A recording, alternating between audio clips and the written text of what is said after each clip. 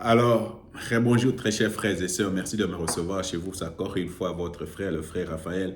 Merci. Nous sommes en train de parler de ce que la parole de Dieu va faire pour nous pour cette année. Si nous prenons vraiment la parole de Dieu au sérieux, la parole de Dieu va faire que nous naissions de nouveau. La parole de Dieu va jouer d'aliment spirituel pour les bébés et pour les adultes. Ça va nous donner la capacité de discerner le bien et le mal. La parole de Dieu va faire que nous devenions saints, nous soyons purifiés. La parole de Dieu, cette parole, va produire la liberté, va nous rendre libres. La parole de Dieu va faire que nous ayons la foi et l'espérance. Et ce sont des ingrédients dont on a besoin pour expérimenter Dieu. Alors nous allons continuer sur cette lancée. C'est que la parole de Dieu va encore faire pour nous. La parole de Dieu va apporter la guérison, la santé, la guérison et la santé, la guérison et la santé. La parole de Dieu va faire que tu sois guéri. Alors ça, moi, j'ai expérimenté ça 2 fois. Maintenant, j'ai expérimenté la liberté par la parole de Dieu aussi, parce que Dieu m'a libéré de la pornographie, m'a libéré de la masturbation, m'a libéré des complexes d'infériorité. J'ai prié avec des gens et j'ai vu des gens devenir libres. Les démons sont partis. Et ce ne sont pas des gens qui ont fait des jeûnes de 3 jours, de 4 jours, de 5 jours et qui sont entrés dans les écoles de délivrance. Non, ça c'est la parole de Dieu. Et ça se passe que les gens deviennent complètement libres. La parole de Dieu va te libérer même de la malédiction, quel que soit quel genre de malédiction. Alors la parole de Dieu va apporter la guérison. Alors je connais des gens qui étaient stériles, des hommes stériles, des femmes stériles, et par la parole de Dieu, ces gens-là sont devenus féconds. Je les ai déjà vus et j'ai vécu ça, et il y en a beaucoup de témoignages là-dessus. J'ai vu des gens malades, mais qui ont été complètement guéris en proclamant la parole de Dieu. Alors, frère, la parole de Dieu peut produire quoi? La guérison. Écoute ce que la Bible dit.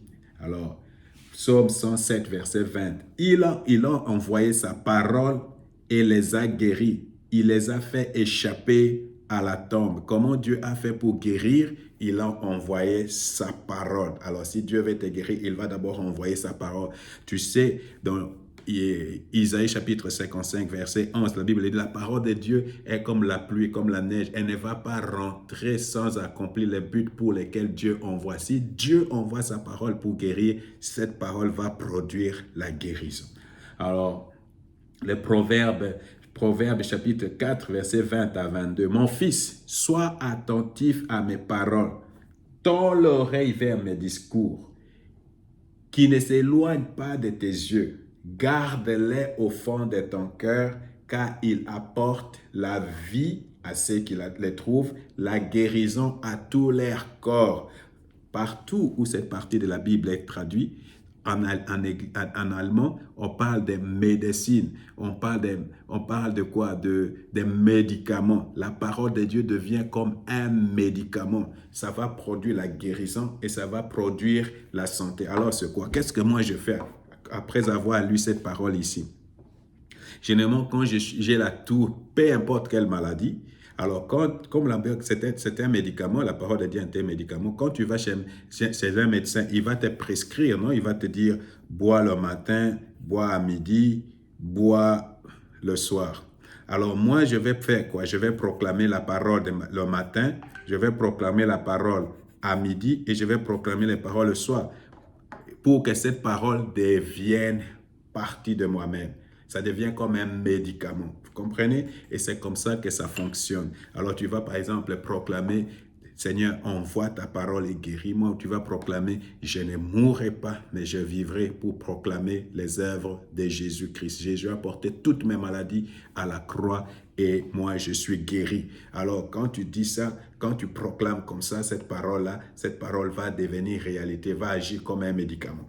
Ou alors, pour les gens, les femmes qui cherchent des enfants, des hommes qui cherchent des enfants, dans le pays où tu m'envoies, il n'y aura pas de femmes stériles et des hommes stériles.